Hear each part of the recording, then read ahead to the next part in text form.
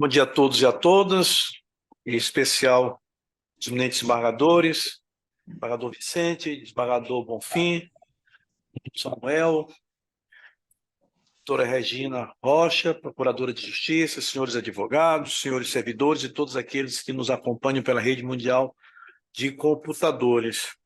Declaro aberta a 31ª sessão presencial ordinária da 2ª Câmara Criminal, Tribunal de Justiça do Estado do Maranhão, anunciando o primeiro processo da pauta, o HC é o número 4, HC número 081 29 35 83 2023, da relatoria do eminente desembargador Bonfim,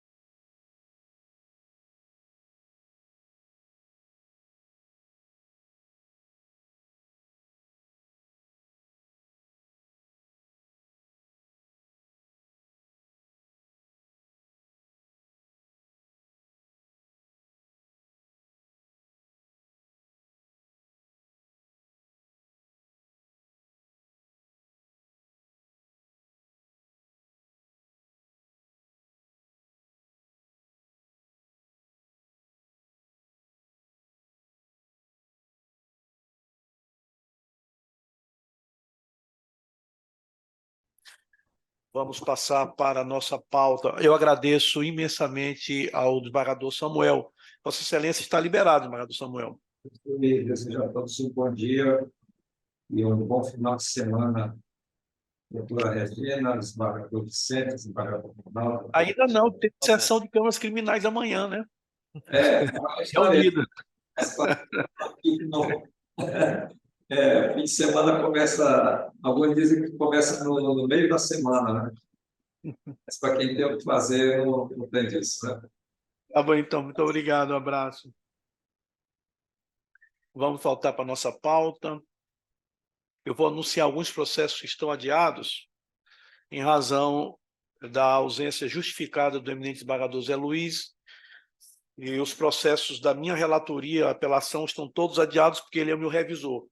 Então, o primeiro processo da pauta, uma apelação criminal, número 116/80/2020, apelante AHDLD, advogado Frederico Carneiro da Cruz Barbosa, apelado do Ministério Público. Não, Qual é o número da pauta? Desculpe. Esse é desembargador Vicente. Não, esse eu sou revisor. É porque eu vi meu nome aqui, eu sou só revisor.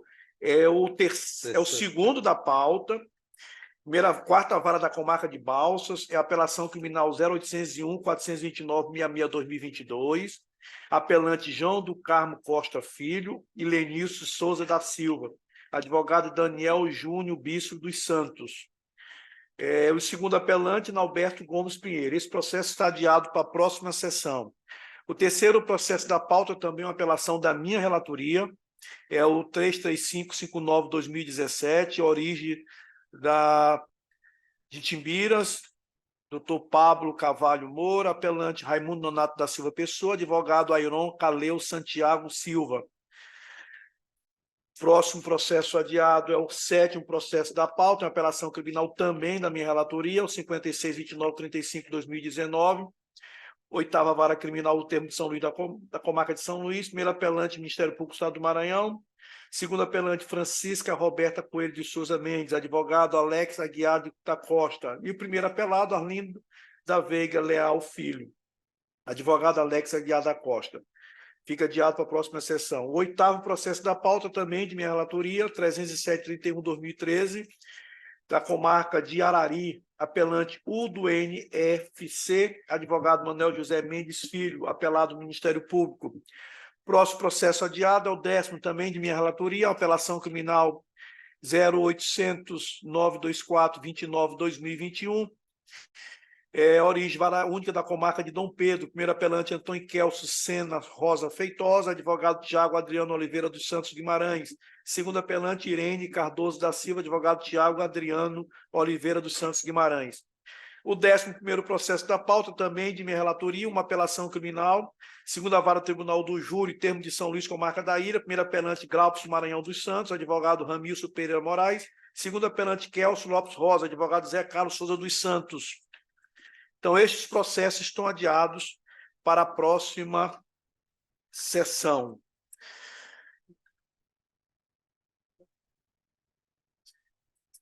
Então, vamos na ordem de preferência, a partir do 9º, começando pelo 9º, que é o HC 081-220742-2023, paciente Wallace Costa, impetrante Camila Assunção Costa Gonçalves Mendonça, OAB Maranhão 10.750, impetrada a juíza de direito da segunda vara criminal da comarca de Açailândia. Incidência penal, artigo 121, parágrafo 2º, inciso 1, 4 e 8 do Código Penal, da relatoria do eminente desembargador Vicente Gomes de Castro.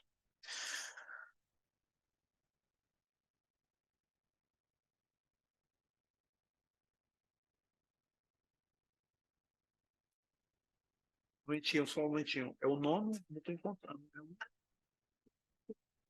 11º. Por que não está aparecendo o voto? Desembargador Vicente, seu voto não está aparecendo para mim. Não. Não. Falar nisso, tem um na virtual seu que não tem um voto. Eu já vi, já mandei ajeitar. Não foi inserido, não, será? Foi incluído por último? Eu acho que eu vi esse voto no meu gabinete, não estou conseguindo ver aqui.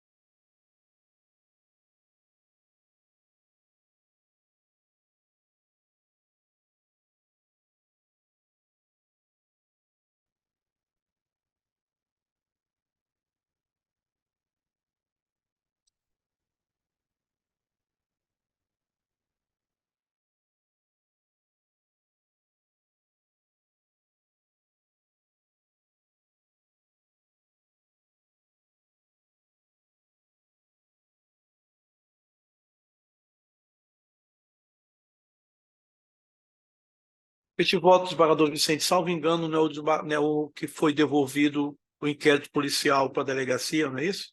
Ou não? Não, não é. Não, é o outro, Esse é o então. outro.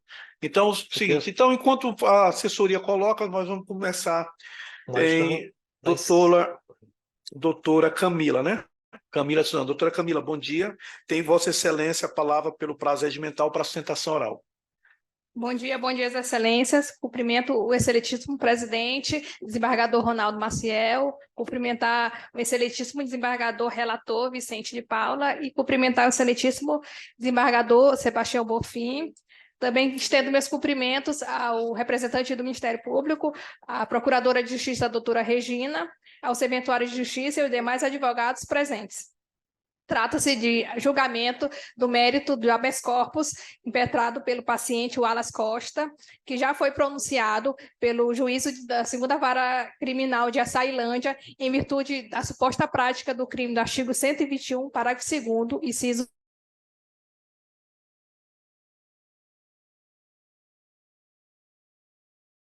8º, pelo emprego de arma de fogo de uso proibido ou restrito. Excelência, esse crime ocorreu foi em face da vítima, o cidadão Carlos Eduardo Gozo Lopes, em 25 de outubro de 2020, que foi morto por disparo de arma de fogo no interior da UPA, no município de Açailândia. O eminente relator, ao apreciar a concessão da liminar, indeferiu sob argumento que não houve omissão da magistrada em apreciar a custódia cautelar do paciente, pois a decisão em que manteve a pronúncia em todos os seus termos incluiu a manutenção da custódia provisória do acusado e em pleito de substituição da custódia impugnada por medidas cautelares do artigo 319, entendeu que no presente momento se mostre suficiente e inadequadas ao caso diante das peculiaridades. O paciente está segregado há mais de um ano, há 1 ano e 3 anos em prisão provisória, que foi decretada pela segunda vara criminal de Açailândia. Houve um constrangimento ilegal dessa prisão preventiva, pois não há elementos concretos, Excelência, que justifiquem, que embasem essa segregação cautelar. A prisão preventiva é uma das medidas cautelares mais gravosas. Há outras medidas, o Código de Processo Penal autoriza a substituição dessa prisão cautelar por outras medidas cautelares diversas da prisão, como a monitoração eletrônica. Nesse caso, é adequado essa substituição, pois, em relação à garantia da ordem pública, não há um clamor social, não houve grande repercussão desse caso. Além do mais, esse caso já aconteceu há mais de 3 anos. Além disso, o acusado tem bons antecedentes, ele não responde nenhuma ação penal, nenhum inquérito policial, não há nos autos da ação penal principal, comprovando que ele participou de outras execuções, que trata-se de um matador de aluguel. Além disso, o acusado ele é domiciliado no município de Bom Jesus das Selvas, fica a 100 quilômetros de Açailândia, possui filhos, a sua esposa está gestante, 3 filhos, que são crianças que dependem do paciente Wallace Costa, da presença dele em casa. Além disso, Excelência, ele é policial militar, ele tem trabalho estável e ilícito. Excelência, também o paciente sempre colaborou pelo andamento processual, a instrução criminal já foi encerrada, ele foi pronunciado dia 28 de agosto desse ano, retifico, 28 de abril desse ano, e nas decisões, Excelência, eu quero frisar, nas decisões do juízo de primeiro grau, ela fundamentou a decisão pelo modus operandi do delito, pela gravidade do modus operandi. Excelência, a gravidade do modus operandi não é fundamento necessário para embaçar a manutenção de uma prisão preventiva.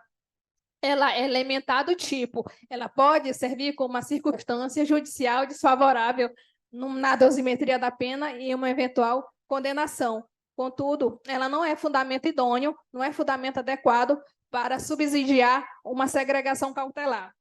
Leio, nesse mesmo sentido, o STJ já se manifestou no RHC 67556. A gravidade genérica do delito, a repetição de elementos inerentes ao próprio tipo e a repercussão social dos fatos, dissociado de qualquer elemento concreto individualizados que indica a necessidade da rigorosa providência cautelar, geram constrangimento ilegal.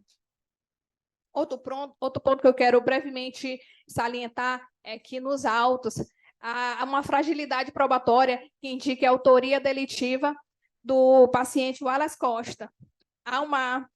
Não há a perícia feita nas gravações da UPA não foram consistentes em indicar o autor, o paciente como autor do delito. E há várias testemunhas que corroboram o depoimento do paciente Wallace Costa, que ele não estava em Açailândia no dia do fato, estava em Bom Jesus da Selva, que é um município a 100 quilômetros de Açailândia. Visto isso, a presente sustentação oral, com o fim de requerer que essa douta Câmara defira e conceda a ordem de habeas corpus impetrado por Wallace Costa nos termos da fundamentação aqui apresentada. Agradeço. Agradeço a Vossa Excelência, parabenizando pela sustentação oral. Obrigada, presidente. Doutora Regina, como se manifesta o Ministério Público, mantém o parecer? Eu manifesto pelo conhecimento parcial do habeas corpus e nessa extensão pela sua denegação, dada a devida fundamentação do decreto prisional e ausência de ilegalidade no feito. Vicente? Presidente, eu estou conhecendo parcialmente da impetração, até porque este é o 6º habeas corpus impetrado em favor do paciente. Então, as teses jurídicas de ausência dos requisitos da prisão preventiva, a de que o paciente reúne predicados favoráveis a infirmar o periculum libertatis, e a de que a imposição do cárcere antecipado antes do eventual trânsito em julgado da sentença condenatória ofende o princípio da presunção de inocência, são matérias já apreciadas em habeas corpus anteriores, por isso que eu não estou conhecendo. É preliminar de não conhecimento dessas teses. Embargador Bonfim? Também acompanho o relator? Continue. Em relação ao método, eu digo o seguinte: o objetivo impetrante, através da presente ação constitucional, fazer cessar a coação dita ilegal que estaria a sofrer o Wallace Costa, em razão de decisão da meritíssima juíza de direito da 2ª Vara Criminal de Açailândia.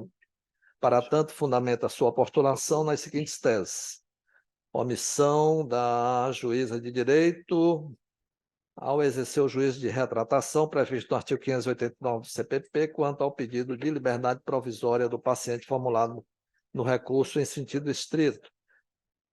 Segundo, manutenção do cárcere privado em caso não possua contemporaneidade que se exige para as prisões cautelares da espécie. Terceiro, possibilidade de aplicação de medidas cautelares menos gravosas previstas no artigo 319 do Código de Processo Penal.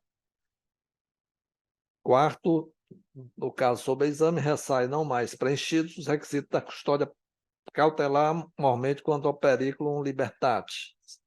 Quinto, o paciente reúne condições favoráveis à sua soltura. Primário, bons antecedentes, residência fixa. Sexto, imposição do cárcere antecipado antes do eventual trânsito em julgado da sentença condenatória ofende o princípio da presunção de inocência. Pois bem, essa parte já foi apreciada e não conhecida, né?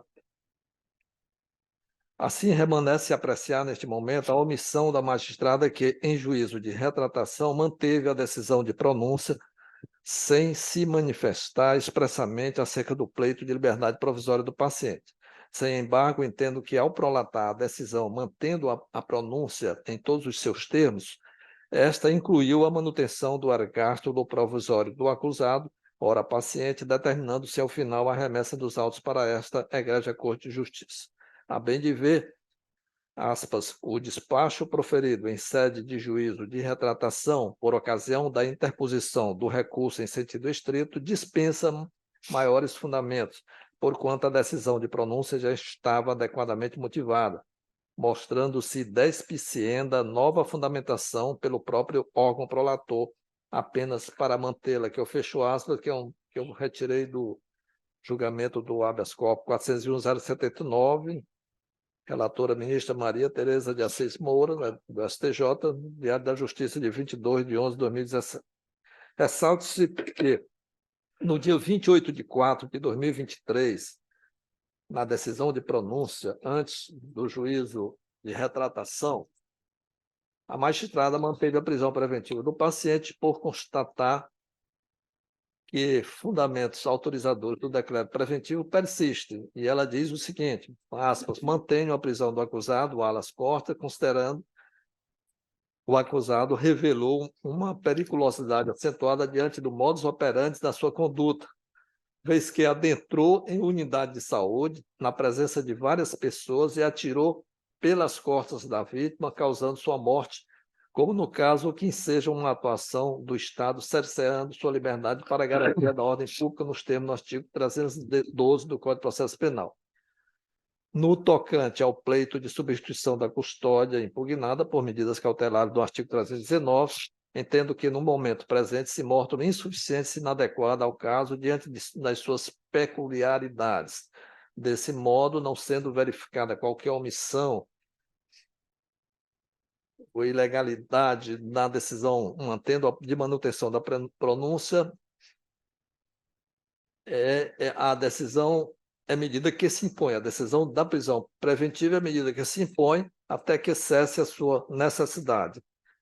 Então, diante do exposto, conheço parcialmente na impetração para, nessa parte, na parte conhecida, denegar a ordem de habeas corpus, tendo em vista a ausência da alegada coação ilegal na liberdade de locomoção. Um voto resumido, senhor, mas é como estou julgando o presente habeas corpus, senhor presidente. Agradeço, Vossa Excelência, eminente desembargador Bonfim. Senhor presidente, eu nenhuma dúvida de acompanhar o ilustre relator. Também acompanho o eminente desembargador relator. Trata-se do 6º HC, algumas matérias ventiladas pela douta advogada na tribuna, como possibilidade de substituição da prisão cautelar por outras medidas cautelares, já foram apreciadas em HC interior. A ausência de indícios de autoria também já foi apreciada, como nós, inclusive, na preliminar já afastamos. E com relação à ausência de fundamentação, a decisão do eminente desembargador relator está de acordo com as decisões desta 2ª Câmara Criminal e dos tribunais superiores, que diz que no caso de confirmação de decisão de prisão já anteriormente decretada, em sentença condenatória ou em decisão de pronúncia, não há necessidade de nova fundamentação. Então, não tenho dúvida em acompanhar o eminente desembargador relator. Proclamando o resultado da 2ª Câmara Criminal por unanimidade nos termos do voto do desembargador relator e de acordo com o parecer da Procuradoria-Geral de Justiça, conheceu em parte do HC e na extensão conhecida a denegou. Agradeço à advogada. Passamos para o próximo processo da pauta. Qual é, filha? É o 5º. O 5º processo da pauta.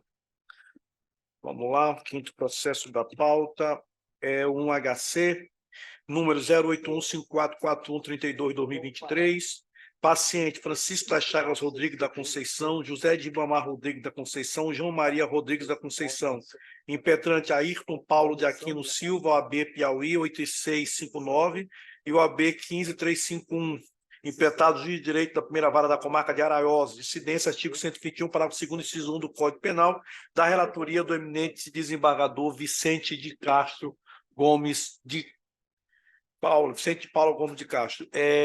O advogado se encontra? É o 5º processo da pauta. É o doutor Ayrton. Bom dia, doutor Ayrton. Vossa Excelência está sem som.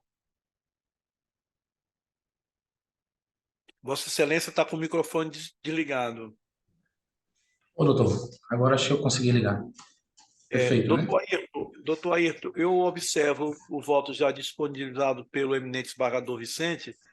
Sim. O voto do eminente desembargador Vicente é no sentido da concessão da ordem, eu não sei se com cautelares ou não, deixa eu ver aqui no final. Com cautelares. Com cautelares. Atende a Vossa Excelência ou Vossa Excelência assim mesmo vai querer fazer sustentação oral? Quais as cautelares, por gentileza, Excelência? Comparecimento em juízo na comarca que reside a cada 30 dias para informar e justificar suas atividades, proibição de ausentar-se da comarca em que reside, sem autorização judicial por período superior a 15 dias, e recolhimento domiciliar no período noturno a partir das 22 horas. Excelência, a gente vai concordar com as da rádio, eu vou dispensar a sustentação. Agradeço a Vossa Excelência. Como se manifesta o Ministério Público, mantém o parecer. Confirmo o parecer, doutor Krishnamurti. Agradeço Vossa Excelência, com o eminente desembargador Vicente. Pois é, senhor presidente, como Vossa Excelência assinalou, eu estou concedendo a ordem, porém, impondo aos pacientes algumas medidas cautelares diversas da prisão, as quais Vossa Excelência já informou ao doutor advogado. Comparecimento em juízo a cada 30 dias, né, para informarem e justificarem suas atividades laborais, proibição de ausentar-se da comarca em que residem ou da cidade em que residem sem autorização judicial por período superior a 15 dias e recolhimento auxiliar no período noturno a partir das 22 horas. Eu só dizer para o desembargador Bonfim, acontece o seguinte, que aconteceu nesse processo. Até agora, houve o decreto de prisão e o inquérito foi devolvido para a delegacia, não é esse? Exatamente. Foi devolvido para a delegacia sem denúncia e continuam presos. Se não há motivos para uma denúncia, que é a prisão preventiva é um plus em relação à denúncia, para a denúncia eu preciso de prova da existência do crime de suficiente de autoria. Para um decreto de prisão preventiva eu preciso de prova da existência do crime de suficiente de autoria e mais os requisitos 312. Então eu preciso mais para prisão preventiva do que para uma denúncia. Se eu não tenho elementos para denunciar, eu não tenho elementos para decretar a prisão. Esse é o voto do eminente desembargador Vicente, é nessa esteira. Como se trata da gravidade do delito, foi um homicídio, ele está colocando medidas cautelares. Como acompanha Vossa Excelência? Estou acompanhando. Também acompanho o eminente desembargador Vicente, proclamando o resultado. A segunda Câmara Criminal, por unanimidade, nos termos do voto do desembargador Vicente Gomes de Castro, substituiu a prisão preventiva por outras cautelares, em desacordo com o parecer da Procuradoria-Geral de Justiça. Eu agradeço a eminente advogado. Passamos para o próximo. Sexto processo da pauta. Bom dia a todos, excelência. Sexto processo da pauta. Como é que Também da diretoria de desembargador Vicente. Né? É o HC 081571848-2023. Paciente Aldair Nascimento Barros, impetante Marcos Vinícius da Silva Rego, AB Piauí 5.409, impetado de direito da quarta vara da comarca de Balsas. Incidência penal, artigo 57, parágrafo 3º, 2 do Código Penal. Desembargador, é o sexto. Me permita, só que em relação ao habeas corpus anterior, eu estou de acordo com o Ministério Público em relação ao conhecimento parcial. Né? Parcial, tá bom. Eu estou de acordo com o Ministério Tá ok. Então, fazendo a observação, viu? De acordo com o parcial. É o sexto. O advogado já se encontra. Doutor Marcos Vinícius, bom dia. Tem Vossa Excelência a palavra pelo prazo regimental para sustentação oral, devendo declinar nome e OAB para fim de registro. Marcos Vinícius da Silva Rego, OAB Piauí 5409. Excelentíssimo senhor desembargador Ronaldo Maciel, presidente dessa colenda Câmara Criminal, excelentíssimo senhor desembargador Vicente de Castro, relator, excelentíssimo senhor desembargador Sebastião Bonfim, doutora procuradora de Justiça, doutora Regina Souza, serventuários da Justiça e colegas advogados que se fazem presentes nessa sessão virtual, os meus cumprimentos. Primeiramente, gostaria de externar, né, a felicidade de estar me dirigindo a essa Câmara Criminal pela primeira vez e tentarei ser o mais breve possível na minha sustentação, embora existam pontos, excelência, de suma importância que devam ser trazidos ao conhecimento de Vossa Excelência. Trata-se de habeas corpus em favor do paciente Aldair Nascimento Barros, em razão de ato de juiz da quarta vara criminal de Balsas, né, no processo, como já mencionado pelo presidente dessa Câmara, que decretou a sua prisão preventiva a requerimento da autoridade policial pelo suposto fato que esse teria participação no crime de latrocínio praticado na cidade de Balsas contra o nacional de nome Luiz Mário, fato esse ocorrido na cidade de Balsas em meados de setembro de 2022. O paciente se encontra preso na unidade prisional Jorge Vieira, na cidade de Timon, desde a data de 18 de março de 2023. Portanto, há mais de 6 meses, sem previsão de designação de continuidade da audiência de instrução, que foi suspensa por requerimento do Ministério Público para a localização de uma testemunha, e que, após diligências infrutíferas, essa já se encontra dispensada pelo promotor de justiça que atua no feito. Inicialmente, também, Excelências, observe-se no decreto prisional preventivo inicial, como consta nos autos, a autoridade coatora se utilizou como fundamentação para a existência da garantia da ordem pública, nos termos do artigo 301 e 312 do Código de Processo Penal, que a liberdade do paciente seria motivo para descrédito da justiça e estímulo para a prática de infração penal. Fundamentação esta que se encontra atualmente divorciada com o entendimento dos tribunais superiores, de onde se extrai o presente termo que passo a destacar, abre aspas, o simples clamor popular ou repercussão do direito e risco à credibilidade das instituições não autorizam a prisão preventiva, fecha aspas, constante no HC número 461/263, Rio de Janeiro, de relatoria do ministro Sebastião Reis Júnior, da 6ª turma do Superior Tribunal de Justiça. Poderia aqui, Excelência, citar outros precedentes no mesmo sentido, mas como já mencionei, não quero me alongar mais do que o necessário, mas apenas expus esse recorte para apontar a ilegalidade inicial, o vício inicial que se encontra no primeiro decreto prisional que foi imposto ao paciente. Outro ponto que deve ser levantado, senhores julgadores, são os novos fatos colhidos na audiência de instrução realizada no dia 30 de junho do corrente ano, que vamos destacar alguns pontos, embora possa parecer que esse defensor queira adentrar no mérito da ação em questão, mas não, são provas que já foram colhidas e já se encontra acostado nos autos, inclusive o link da audiência foi também juntado no devido expediente de protocolo desse habeas corpus e que se faz como prova. O primeiro ponto foi que o depoimento do delegado de polícia que presidiu o inquérito policial na audiência de instrução, quando indagado pela defesa, sobre o questionamento de que por que ele não aplicou, solicitou a prisão temporária para o paciente Aldair, da mesma forma que aplicou ou que pediu, solicitou para os outros acusados, né, que inclusive já são identificados como executores da vítima, porque ele não solicitou a prisão temporária do Aldair para fins de coleta de prova e posteriormente solicitar a prisão preventiva, ao contrário do que ele fez. Ele solicitou a prisão preventiva de todos os acusados, colocando o paciente em questão como coautor do crime que lhe é imputado. E ele simplesmente respondeu, isso consta nos autos, que pediu a prisão preventiva porque estava se encerrando o prazo para a conclusão de inquérito policial. Isso, ao nosso ver, não é motivo de forma alguma, nem fundamento para que seja requerida a prisão preventiva. O segundo ponto, Excelências, consta na denúncia, né, que o paciente teria participação porque teria fornecido a moto para a fuga dos executores. E na audiência de instrução, o investigador de polícia, que trabalhou em cima da coleta de provas, afirmou nas suas declarações que não poderia afirmar qual o veículo que foi utilizado pelo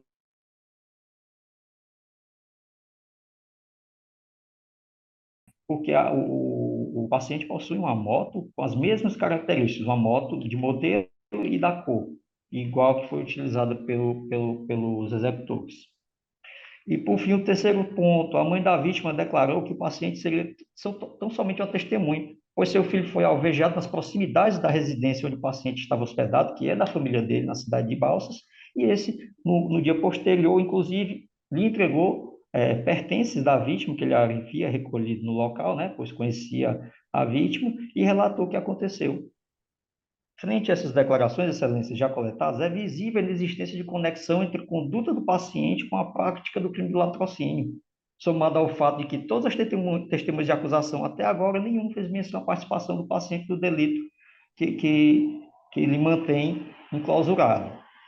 Por fim, mesmo diante dessas declarações presenciadas pelo magistrado de primeiro grau, este, após novo requerimento de revogação da prisão preventiva, indeferiu o pedido, só que, dessa vez, desembargador Vicente Castro, o juiz sequer fundamentou a decisão de manutenção de prisão preventiva, o que deu embasamento para que nós pudéssemos impetrar a presente obra de habeas corpus. E essa ausência de fundamentação na manutenção da prisão preventiva, ela é ilegal, pois vai em desencontro com com o parágrafo 1 do artigo 316, que dispõe que a revisão de decisão da prisão preventiva deve ser fundamentada. Fato este que não ocorreu, está comprovado nos autos, e que torna a manutenção da prisão preventiva imposta ao paciente ilegal. No tocante a outra tese levantada pela defesa, na presente ordem de habeas corpus, consta a questão do excesso de prazo, porque o processo, a audiência de instrução, ela foi suspensa a requerimento do Ministério Público do Maranhão, que solicitou diligências para a localização de uma testemunha referida de nome Bianca. Consta nos autos que o Ministério Público sequer forneceu o nome completo da testemunha, onde ela pode ser encontrada, e simplesmente pediu diligências no sentido que a polícia tivesse essa função, que não está equivocado. Sim, a polícia deve auxiliar nas investigações, mas com base nessas informações genéricas, ficou impossível, né, localizar, tanto é que o Ministério Público já dispensou essa testemunha, porque ela não foi localizada, mas isso ocasionou um enclausuramento por mais tempo do que é devido ao paciente. Então, mencionando também que a própria decisão de manutenção da prisão preventiva, que já falei anteriormente, o próprio magistrado faz menção que a liberdade do paciente poderia macular o depoimento dessa testemunha. Então, uma vez que essa se encontra dispensada, não há porquê a manutenção preventiva da liberdade do paciente seja dado continuidade. Ressalte que o paciente é primário, possui bons antecedentes, ocupação lícita na cidade de Timon, residência fixa, com família e 2 filhos menores na cidade de Timon.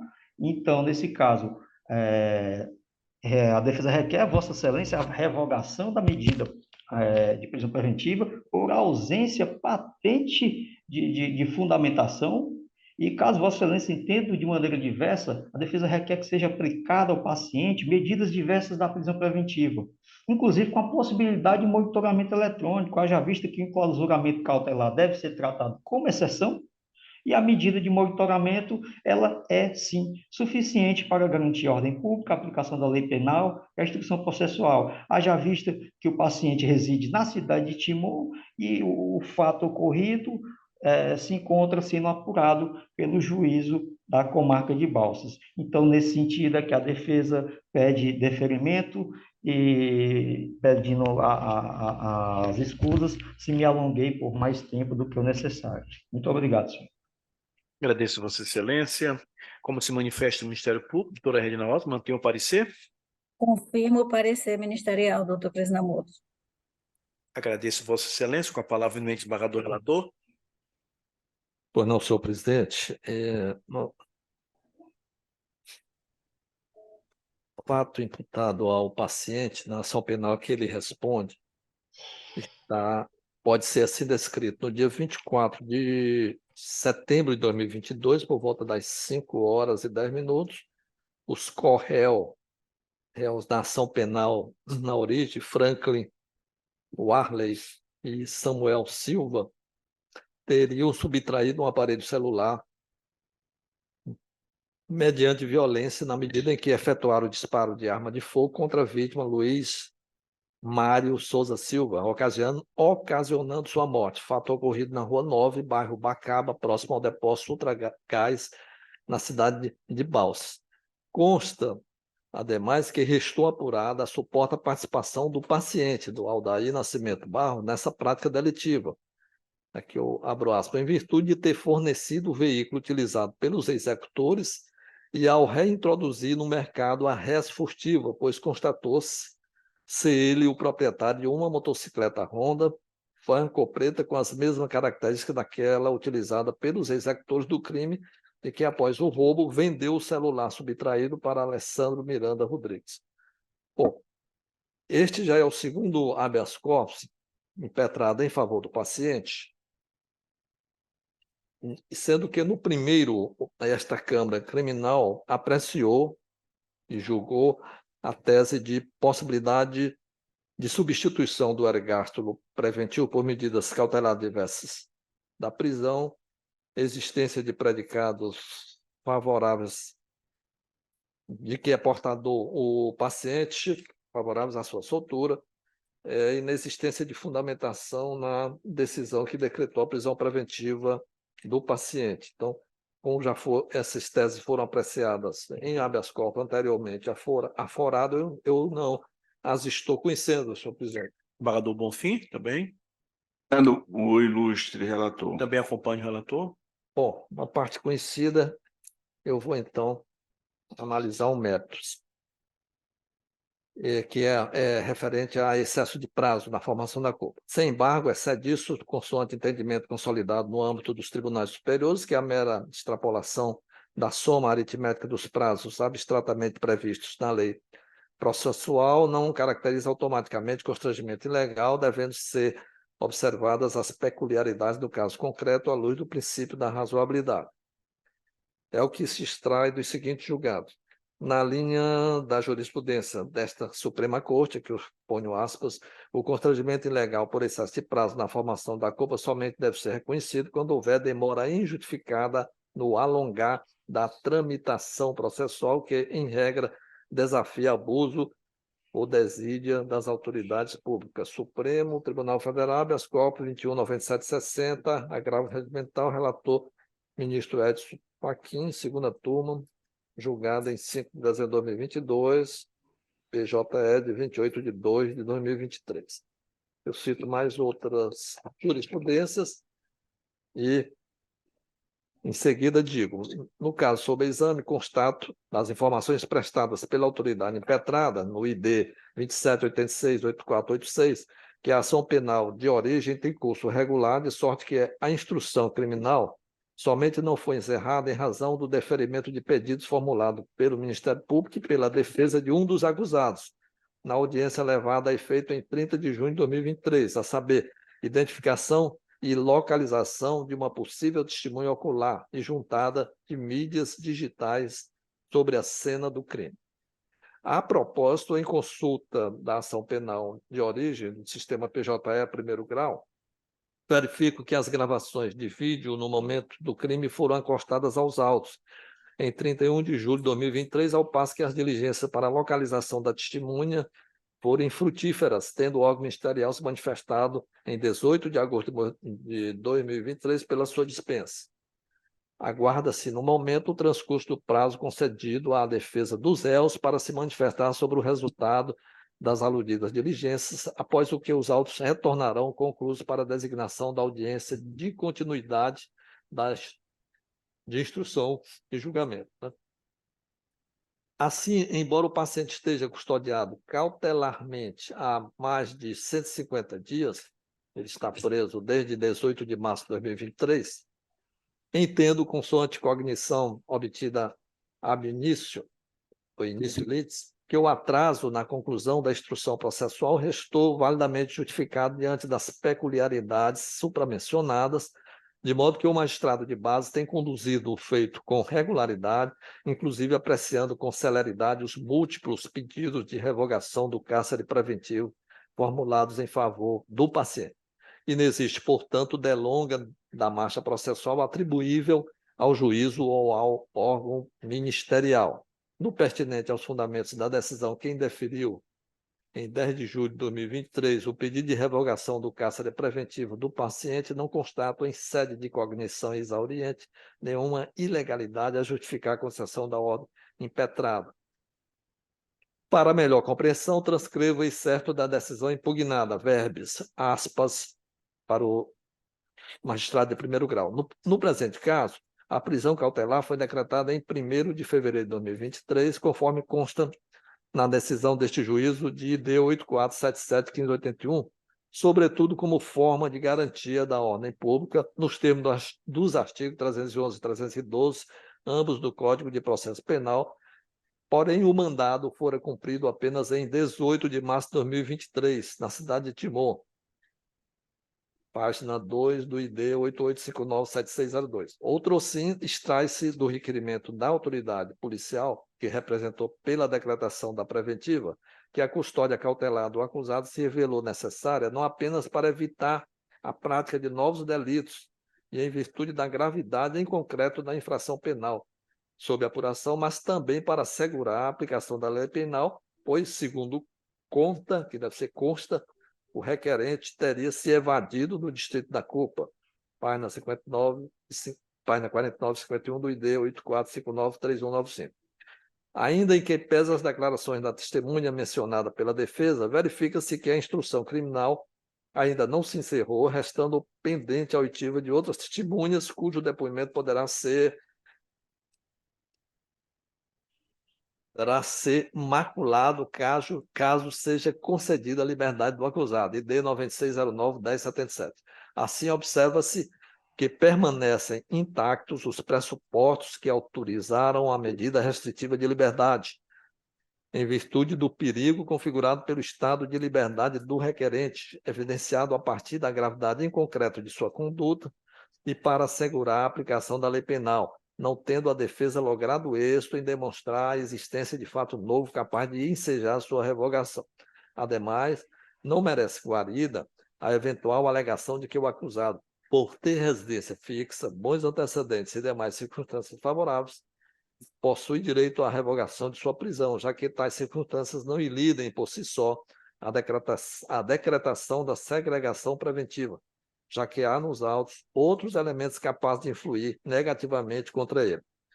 Face ao exposto, indefiro o pedido de revogação da prisão preventiva do acusado Aldair Nascimento Barros, em consonância com o Ministério Público Estadual, por entender que permanecem presentes os pressupostos da prisão preventiva nos moldes do artigo 311 e 312 do CP, qual seja a garantia da ordem pública, ID, fecho aspas, ID 27627034. Com efeito, além de ressaltar a permanência dos requisitos legais da custódia preventiva desde sua decretação, destacou a autoridade impetrada o fato de que o mandado prisional em desfavor do paciente somente foi cumprido cerca de 45 dias após sua expedição na cidade de Timon, o que estaria a revelar a evasão do paciente do distrito da culpa. Assim, além da garantia da ordem pública, o acautelamento provisório de Aldair Nascimento Barros se faz necessário para a aplicação da lei penal. Diante do exposto, conheço parcialmente do presente habeas corpus e, na extensão conhecida, denego a ordem impetrada, tendo em vista a ausência de coação ilegal na liberdade de locomoção do segregado. É como voto, senhor presidente. Agradeço, Vossa Excelência, como voto eminente desembargador Estou Bonfim. acompanhando o relator, senhor presidente. Eu também acompanho o eminente desembargador relator, ressaltando que o âmbito cognitivo deste HC é o excesso de prazo, que não há, de forma alguma, excesso de prazo, as peculiaridades do caso, inclusive a perícia requisitada já foi juntada aos autos e as partes estão agora se manifestando, o Ministério Público já se manifestou, a falta de defesa se manifestar sobre a perícia, a testemunha faltosa foi dispensada pelo Ministério Público, de forma que o processo está em vias de ser julgado e 150 dias é um prazo razoável ainda para não se caracterizar o excesso de prazo. Então, não tenho dúvida em acompanhar o eminente desembargador relator, proclamando o resultado, a segunda Câmara Criminal por unanimidade, nos termos do voto do desembargador relator e de acordo com o parecer da Procuradoria, conheceu em parte o HC e na extensão conhecida a denegou. Agradeço ao nobre advogado. Não há mais nenhum processo da pauta. Obrigado, Excelência. Bom dia a todos. Abraço. Há mais um processo da pauta, então declaro encerrada a sessão, agradecendo mais uma vez a disponibilidade do eminente desembargador Bonfim. Senhor presidente, tem uma apelação criminal número 1, não é? Tem isso, 1, que é da minha relatoria, eu não sei se... Tem um ainda. Você que fez eu errar, viu? Porque o presidente não erra. Não é, desembargador Nilo? Posso chamar já de desembargador Nilo ou Dazar?